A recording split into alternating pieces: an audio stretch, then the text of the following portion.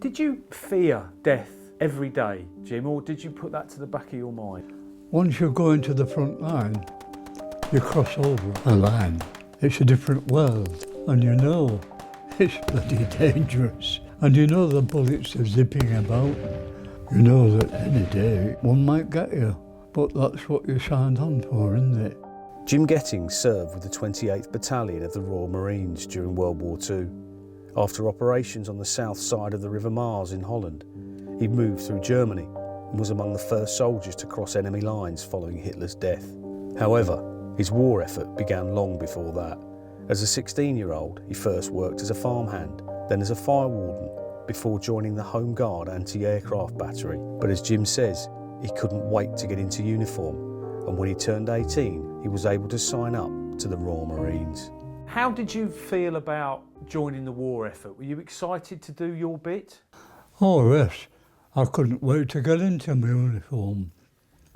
I started off in 1940 working on a farm for my summer holidays. Half a dozen of lads volunteered to go and work on this farm for all of the 6 or 8 weeks or whatever it was, because he'd been a sheep farmer and he hadn't many staff, you see. He only had a chap and a girl of about 16. So we actually brought in the harvest. All we had to help us was a little Victorian cup thing. It pulled by a horse and it cut the stalks of wheat, and then it tied them into bundles, and we followed the machine and made stooks, that's 6 or 8 or whatever. And as the summer progressed and they dried, we had to lead it all in. One in the cart, one forking up with a pitchfork. Old-fashioned Victorian style, and it was marvellous, because the farmer and his wife were marvellous to us, and we ate properly for probably the first time in our lives. and we lead it in, and we had to learn to look after a horse each as well. And at the end of the day, rub them down before we could eat, give them some oats as well. It was wonderful. I enjoyed that very much. It was somewhere in North Yorkshire, Vauxhall, somewhere around there. And that was the beginning, really. When I came back, I became a fire watcher in 1940. 1941, I was blown up by a landmine coming down on a parachute. I thought it was a man, a German, and I was going to get him. And then the whole world turned vivid and blew me up in the air, landed me on my feet. But I was 16 and a half then. I was taking my school certificate. I was fearless, or daft, which is probably the same thing. We stamped out a few little fires, and the thing landed right in the middle of the road, and nobody was injured. So that was that.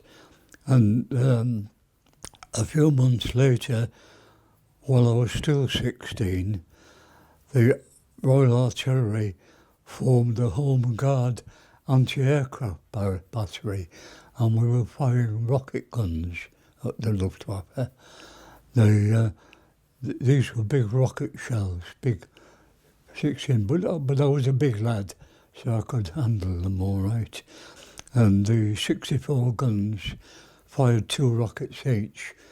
So when they went up, we got direction, elevation, a fuse setting.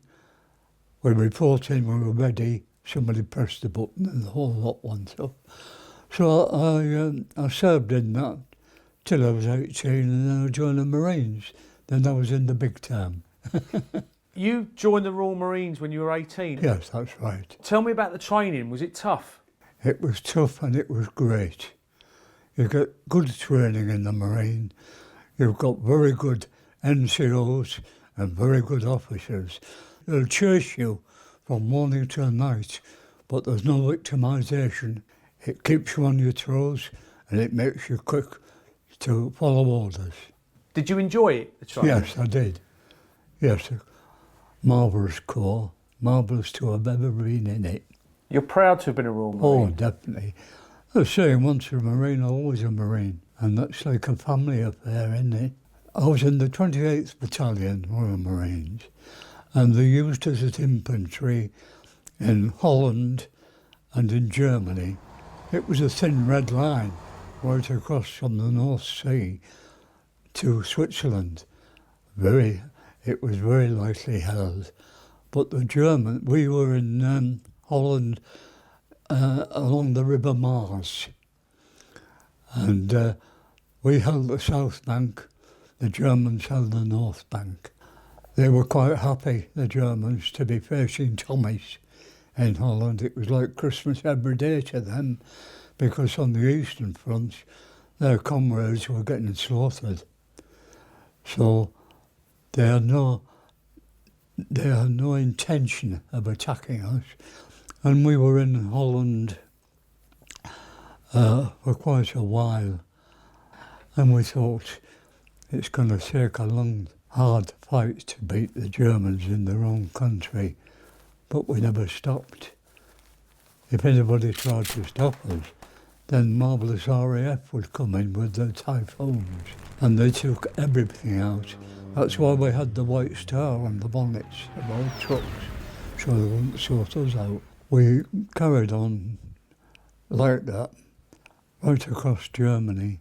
We stopped at night, obviously, because we didn't know what units were sculling about anywhere. But we had a blanket tied in a horseshoe round our packs, and we just had to, in the ground sheet, we just put our ground sheet down. We had our blankets, kept our boots on, packed for a pillow, and that was it. And we started off doing that. And we passed through Hamburg and Bremen, places like that. And we came to where there was a vast army assembling. We thought, this is it. This was the last big battle to get to the Baltic and finish it. We joined up with the Russians. So we lagered down where the MPs, military police, showed us to stay. We spent our time cleaning weapons, collecting ammunition, priming grenades, that sort of thing that soldiers do.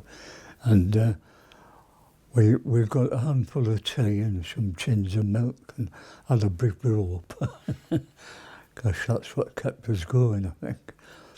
And next morning, another rope, climbed into our wagons. It was just an open wagon. Couldn't see anything coming. Stand there, you're sitting on a bench each side with your rifle, ready to pan out. And as we were pulling out, all the soldier lads were saying, "Good luck, Royals." And I leaned out the car and said, "You're not coming?" No. Something had apparently been arranged, but we didn't know. We'd heard that Hitler was dead. That was the 30th of April. And that Dönitz had taken over as commander of the German forces. And we bumped across the cross-country onto an autobahn. And we drove down this autobahn for miles. And they're different, their autobahns, they're clear on each side. And we realised we were driving through the German lines, thousands of them on each side, and not a shot fired. And that was how we got away with it. And we drove on into Lübeck and took over the barracks there, and the German lads set up their own prisoner of war camp and stayed off it. And of course we thought, oh, sleep, we'll get some sleep now. Oh no, ex-company, duty company, get fell in outside. That's a dreaded word, getting out, felling outside, you know, you're in trouble. And it was a huge complex, acres and acres of it with workshops, storehouses, barrack rooms, married quarters, all day long. It must have been a very important place for the Eastern Front at one time. And we had to march round the city square to show that it was officially occupied by the British. And we marched in silence. No band, no fife and drum, just our clodhoppers clattering along the block. And all round the square, thousands of people just in silence like us, watching us march by. And then we marched back to barracks. Sleep? No. Get felling outside, ex-company, duty company. So we patrolled that day in the morning. But I myself, people that had been drawn back for other orders. Now, I was on my own. It was in cool May, and I saw a figure coming towards me, and it was an old chap. Well, he seemed an old chap to me, he'd be about 40, in a tattered jacket and tattered trousers. And he opened his jacket up to show me his old bare chest and belly, and pointed to the clothing store. And I said, "Go on, help yourself then, Dad." So he went in and togged himself up. German quarter sergeant came out shouting and raving. So I said to him quite amicably, "Shut up and push off or I'll shoot you." So he pushed off and he shut up and he was gone, and this old fella came out all togged up, marvellous and warm. And eventually, at the end of that day, we did be able to get our head down and zonked out. And a few days after, the German lads from across the road started drifting in. And we just sat there all talking together, just soldiers. No hatred, more like comradeship. English and German, no problem. And I wondered, well, what the hell was that all about then? When you first went over to Holland, what did you think about the Germans at that point? At that point, Yes. I never hated the enemy. No. I would say that the British soldier, I can only speak for myself, always respected the German soldiers. They were good, knew they were good Germans, and they were quite happy with that, having Thomas on the other side of the river. And like I said, they were just the enemy. Do you consider yourself very lucky to have got through it, Jim? I do. I do think I was very lucky. I had lots of lucky escapes. Somebody once said, "There's no atheists in a slit sense." And they don't.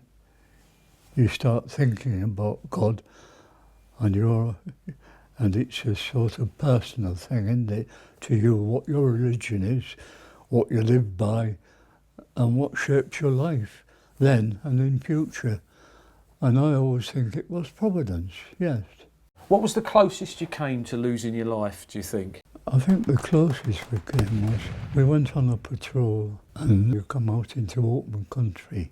Suddenly there was a bloody great bang, and we were thrown all over the place. I laid there for a bit, and my pal Ginger said to me, "Jim, I think I've been hit because I can't feel my legs." So I said, "It's all right, Ginger, it's just me, I'm laying across your legs. I'll get off in a minute."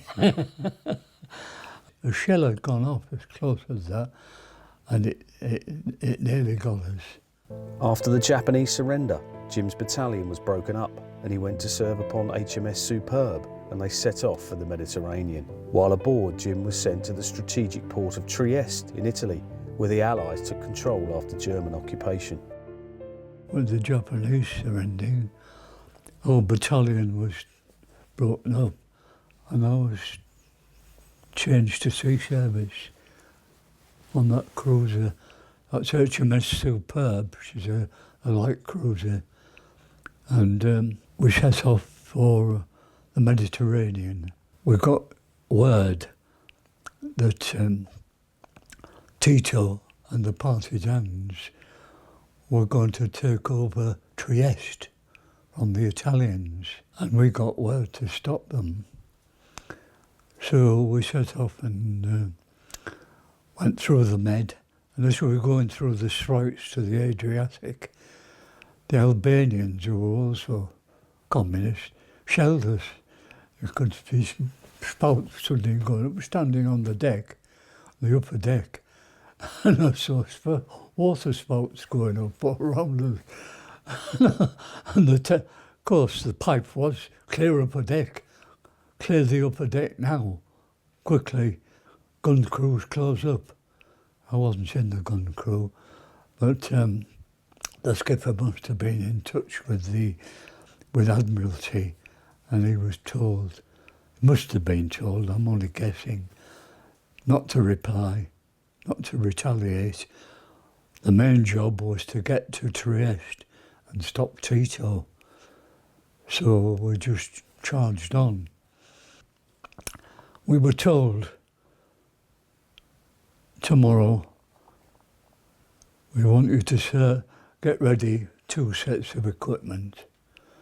SMLE rifles, sword bayonets, they're the one you bushed up, you know, and khaki drill uniforms for a parade.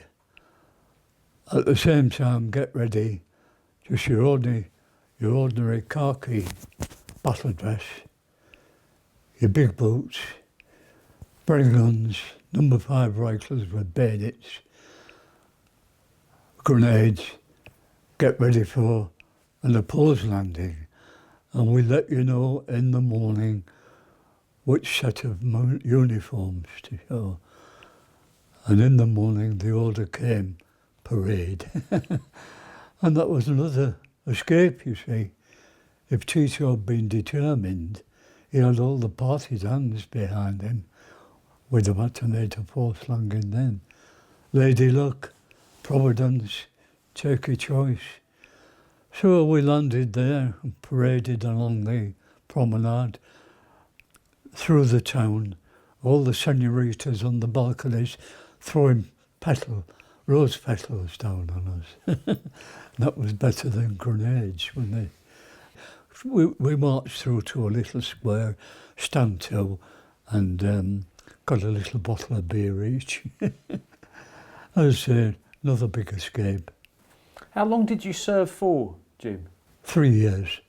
I didn't stay on because I had a little wife and baby to go home to. Tell me, you had to sell your beret and your tell me about that. Well, of course there's no NHS then. This is 1946, and our little girl was poorly. She had whooping cough. So to pay the doctor, I had to sell the stuff. To sell my beret, I had to sell my uniform, I had to sell my coat. You know, selling anything I could get my hands on. Of course, with nothing, with very little to eat, still rationing anyway. We couldn't afford to buy anything else. I think I got 6 shillings for my overcoat and about £1 for my uniform. I didn't get much. And what was it like when you came back to the UK? My wife had put down our name on the housing list, and she had to produce me and the baby at the council housing department to prove that I was ex-forces, that we had a kiddie, so we got priority and we got a prefab. And that was nice, I liked the prefab.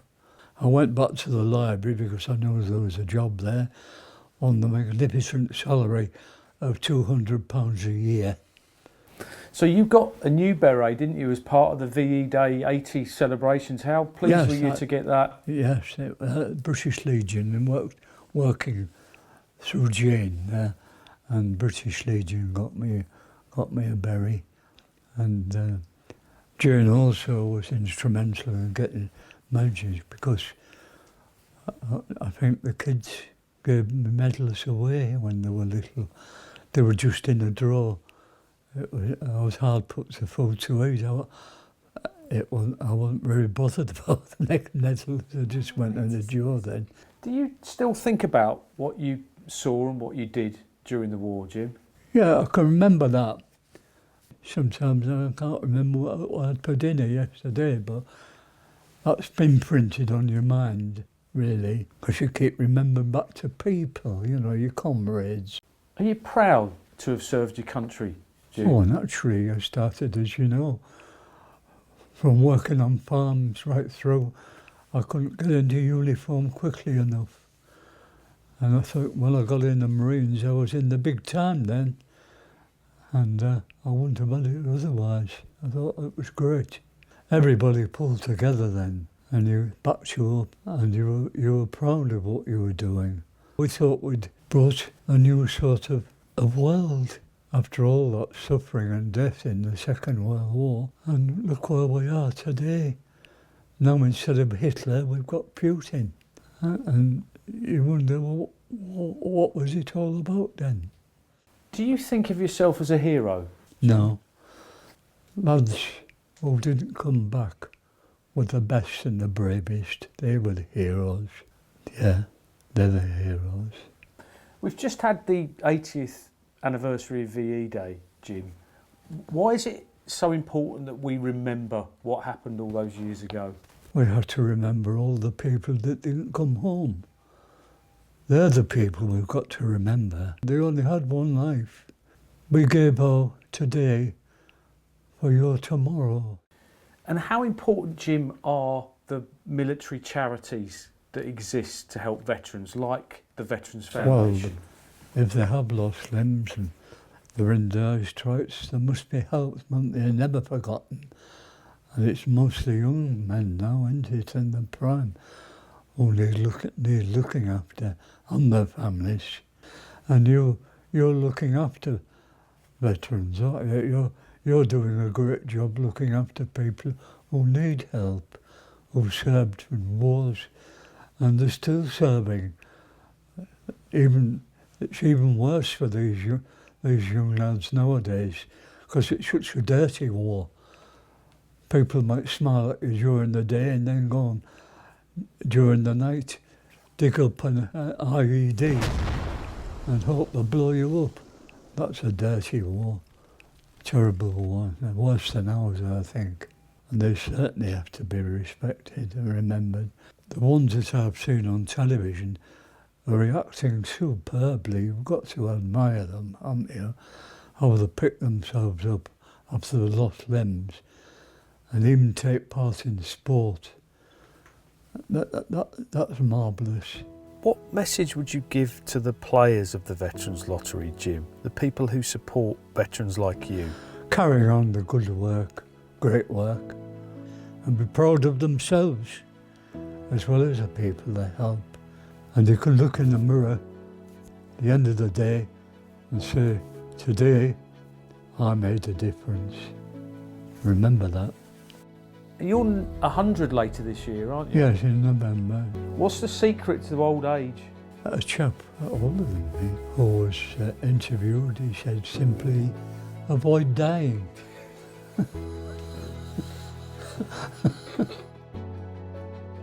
If you can help veterans like me, please play the Veterans Lottery.